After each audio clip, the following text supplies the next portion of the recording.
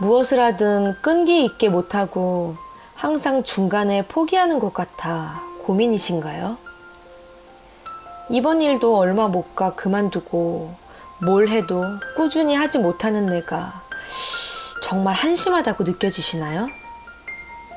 그런 생각이 드는 분들을 위해서 이 영상을 준비했습니다.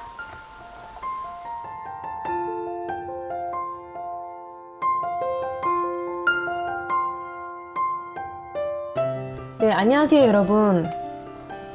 오늘 끈기가 없어서 고민하는 당신에게라는 주제로 한번 이야기를 나눠보려고 합니다. 이 세상에는 다양한 사람들이 있죠. 인종부터 외모까지 다양한 만큼 성격과 사람마다의 기질 또한 매우 다양한데요. 이렇게 다양한 사람들이 모여서 살고 있는 사회지만 사람은 누구나 저마다의 소질이 있고 그 저마다의 가치관을 가지고 있을 텐데 안타깝게도 동시대를 살아오는 사람들끼리는 대부분 같은 교육을 받고 같은 가치관을 지향하면서 살아가고 있죠.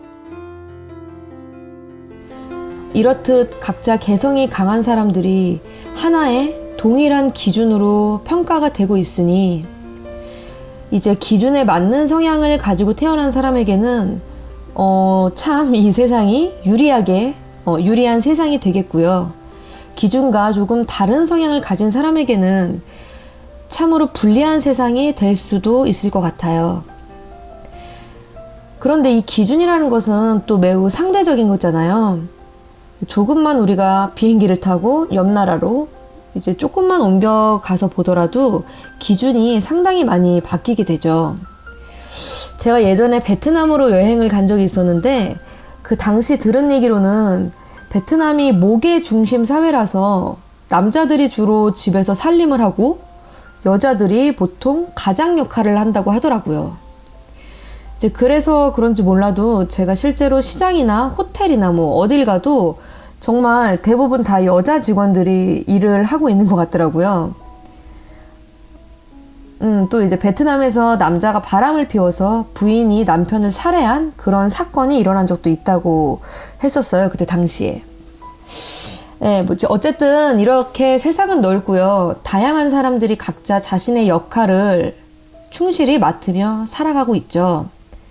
역할이 다른 것뿐이지 사실 더 좋은 역할, 안 좋은 역할이 있는 것은 아니라고 생각을 하거든요. 어떤 역할이 더 좋은지 안 좋은지는 각 사람마다 선호하는 것이 다 다르겠죠. 네, 오늘 끈기에 대한 이야기를 하는데 웬 역할 타령이냐 하실 수 있겠는데요. 끈기와 역할의 상관관계가 매우 높습니다, 여러분. 네, 매우 높아요. 바로 오늘의 주제, 다양성에 대해 이야기를 제가 하려고 지금 끈기 그리고 역할에 대한 서두를 좀 깔았는데요. 그럼 지금까지의 이 서론을 바탕으로 본론으로 한번 들어가 보겠습니다. 우리가 일반적으로 교육을 받으면서 좋은 것, 그렇게 하는 것이 옳은 것, 이런 것들의 형용사들이 있습니다.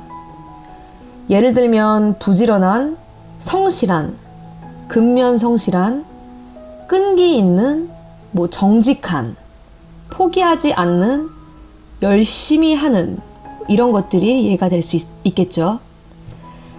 반면 부정적인 형용사에는 나태한, 게으른, 잔머리 굴리는, 끈기 없는, 쉽게 포기하는, 거짓말하는 이런 것들이 있어요. 우리는 이렇게 행동했을 때 이건 나쁜 행동, 그래서는 안 된다라고 교육받아 왔습니다. 그러니까 부지런하고 끈기 있는 것은 옳은 것, 좋은 것, 그리고 나태하고 잔머리 굴리는 것은 나쁜 것, 잘못된 것이라고 통상 이제 일컬어지고 있죠, 현재. 네, 그런데 여러분, 나태한 것이 정말로 나쁜 건가요? 이 잔머리 굴리는 게 도대체 왜 나쁘죠? 사실 때로는 잔머리를 굴리면 일 처리가 더 빨리 끝날 때도 있고요. 일을 빨리 처리하면 시간이 좀 남아요. 네, 똑똑하면 일이 빨리 끝나고, 일이 빨리 끝난 사람은 시간이 좀 남으니까 이 남은 시간을 나태하게 빈둥거릴 수도 있는 거잖아요. 그렇죠. 시간이 남으면 게으를 수도 있는 거고, 낮잠을 잘 수도 있는 거 아닌가요, 여러분? 네, 그렇지만 학교에서 우리는 이렇게 하는 것은 나쁜 것이라고 교육을 받아왔기 때문에 우리는 그저 게으르고 나태한 것은 나쁘다라고 인식하는 걸 수도 있다는 겁니다, 여러분. 네.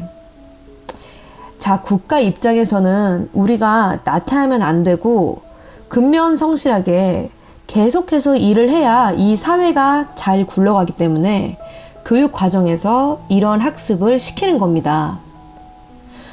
그리고 또 대부분 우리가 받는 공교육은 노동자를 양성하기 위한 교육에 이 초점이 맞춰져 있잖아요. 우리가 일반적인 공교육을 받는 이 학교에서 사업을 확장시키는 방법이나 대출을 받아서 레버리지를 끌어올리는 그런 돈을 버는 방법, 혹은 임대업을 해서 불로소득을 창출시키는 방법, 이런 것들에 대해서 배우지는 않죠. 만약 여러분 학교에서 이런 것들을 교육을 시키면 아무도 노동자가 되려 하지 않고 너도 나도 사업가, 투자가, 불로소득자가 되려고 하기 때문에 이렇게 되면 사회가 마비됩니다, 여러분.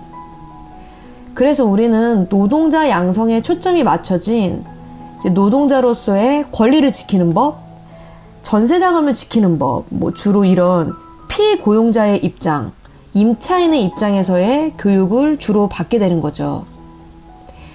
왜냐하면 인구 피라미드상 이 노동자 범위에 속하는 인구수가 제일 많기 때문에 이제 그런 거겠죠, 당연히. 그러니까 사장님인 고용주나 집주인인 임대인의 입장에서 교육이 이루어지진 않아요. 네. 그렇기 때문에 고용주 입장에서는 이 노동자인 피고용인이 근면성실하고 정직하고 잔머리를 굴리면 안 되잖아요. 예. 그렇기 때문에 그렇게 교육을 하는 겁니다, 여러분. 좋은 형용사, 나쁜 형용사에 대한 교육이 이렇게 이루어지게 되는 거죠. 그래서 일을 좀 이제 머리가 좋은 사람들은, 머리가 좋다라고 하기는 좀 그런가요? 그러니까 그럴 수도 있고 아닐 수도 있는데, 어쨌든 좀 다른 시각을 갖고 있고 조금 비상한 그런 생각을 갖고 있는 사람이라면 일을 할 때 좀 더 효율적으로 그렇게 처리를 할 때도 있을 거 아니에요. 요렇게 할 때 위에서는 뺀질거린다, 잔머리 굴린다, 이렇게 나쁜 형용사를 갖다 붙여서 그렇게 하지 못하도록 이제 막는 걸 수도 있고요. 그리고 실제로 이제 끈기 있게 못하는 사람들이 우리가 볼 때는 끈기가 없다 이렇게 볼 수도 있겠지만, 그 당사자 입장에서는 시시해서 그만두는 걸 수도 있고요. 그리고 또 다른 열정이 또 생겨서 다른 도전을 하고 싶어서 그만두는 경우도 있을 수 있는 거잖아요. 예, 그렇습니다, 여러분. 제가 이제 무슨 사회를 비판하려고 이렇게 얘기를 하는 건 아니고요. 네, 여러분. 한 가지 일을 꾸준히 하지 못하고 계속 일을 벌리는 사람들은요, 통상 우리가 받아온 이 교육 안에서는 나쁜 형용사 쪽에 속할지 몰라도 그것이 결코 진짜로 잘못된 것은 아니라는 것을 이제 말씀드리고 싶어서 이렇게 장황하게 또 얘기를 제가 했던 겁니다. 네. 여러분, 그것은 결코 잘못된 것이 아니고 나쁜 것이 아닙니다. 우선 그 이유 중에 하나는 방금 말씀드렸었던 이런 세뇌 교육의 폐해라는 것이 하나의 이유가 될 수가 있고요. 둘째로는요, 그보다 더 중요한 그 진짜 이유를 지금부터 제가 또 말씀을 드릴 건데요. 사람은요, 여러분, 사람은요, 각자마다 저마다의 가지고 있는 소질이 다 달라요. 그리고 좋아하는 것도 다르고 싫어하는 것도 다르거든요. 이런 얘기 자주 하시죠, 여러분. 모두가 항상 내 맘 같진 않다. 네, 공감하시잖아요. 자, 직접 사업을 벌려서 고용주를 하고 싶어 하는 사람이 따로 있고요. 안정감 있게 계획적인 삶을 살 수 있는 그런 직장인을 또 하고 싶어 하는 사람이 따로 있습니다, 여러분. 이것이 오늘 주제의 핵심입니다. 노래 부르기를 좋아하는 사람이 있고요. 골방에서 컴퓨터를 뜯고 분해하고 이렇게 조립하기를 좋아하는 사람이 또 있습니다. 저로서는 정말 이해가 안 가는 사람이기도 한데요. 이런 부류의 사람들이요. 네, 아인슈타인의 명언 중에 이런 명언이 있어요. 모두가 제 나름의 재능을 지닌다. 하지만 나무에 오르는 능력으로 물고기를 평가한다면 그 물고기는 평생 자신이 바보라고 믿으면서 살아갈 것이다.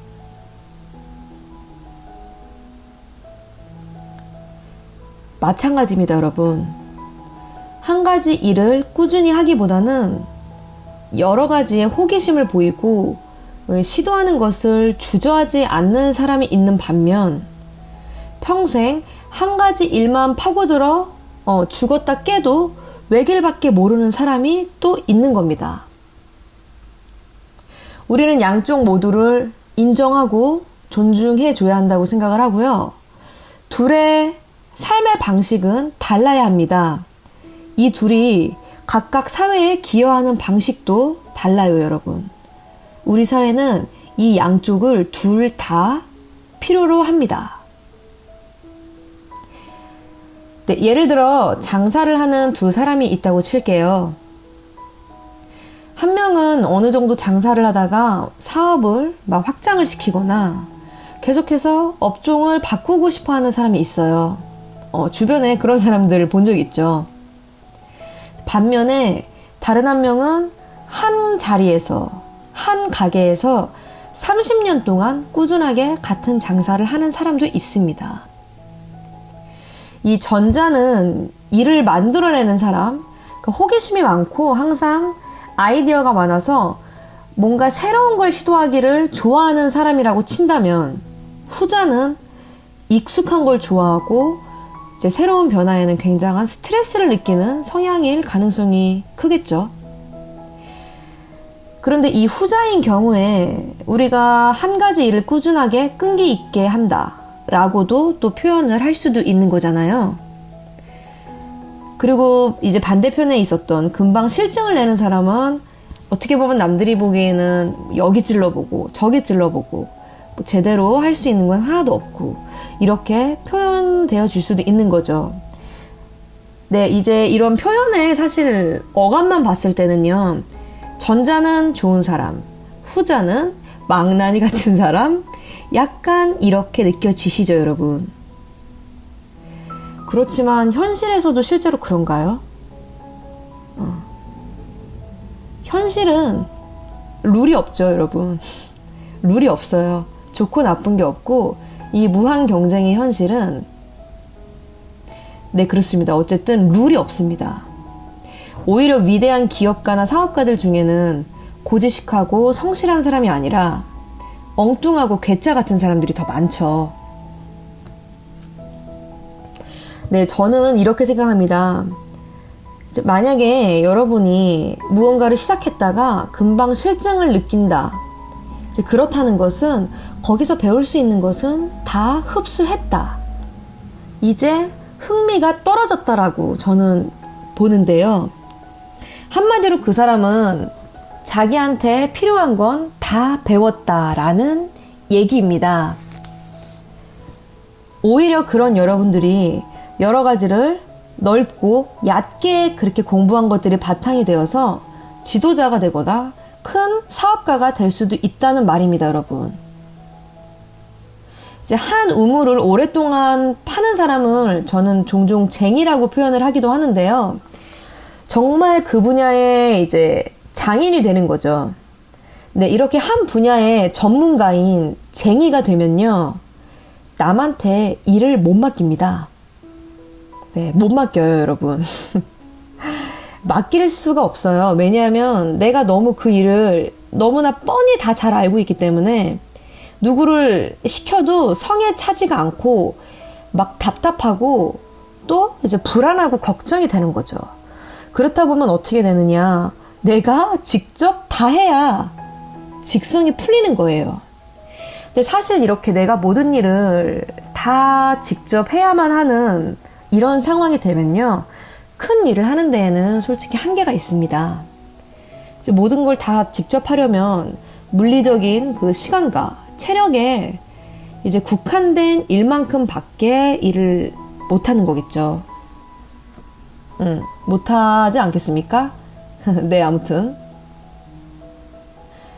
자, 여러분. 어느 쪽이 좋으신가요? 어느 쪽이 더 마음에 드세요? 끈기 있고 성실한 쟁이가 되고 싶으세요? 아니면 끈기 대신 호기심 많고 파란만장한, 뭐 다소 리스크도 있지만 이렇게 열정에 따라서 항상 도전할 수 있는 그런 삶을 살고 싶으세요?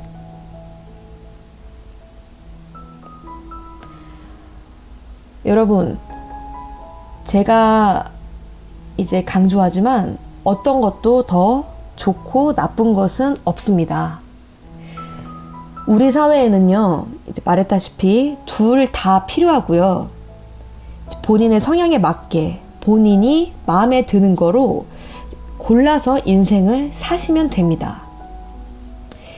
이제 다만 우리가 알게 모르게 세뇌받아왔던 그런 부정적인 형용사, 게으른, 끈기 없는, 뺀질거리는 뭐 이런 형용사에 속아서 큰 지도자가 될 사람이 스스로를 자책하지는 않았으면 좋겠다라는 것이 오늘 저의 핵심 포인트입니다.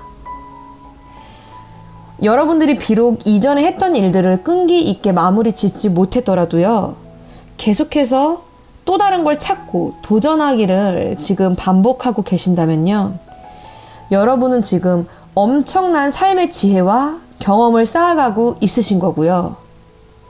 지금 여러분들은 공부 중이신 겁니다. 지금 아주 잘하고 계신 겁니다. 화이팅입니다, 여러분.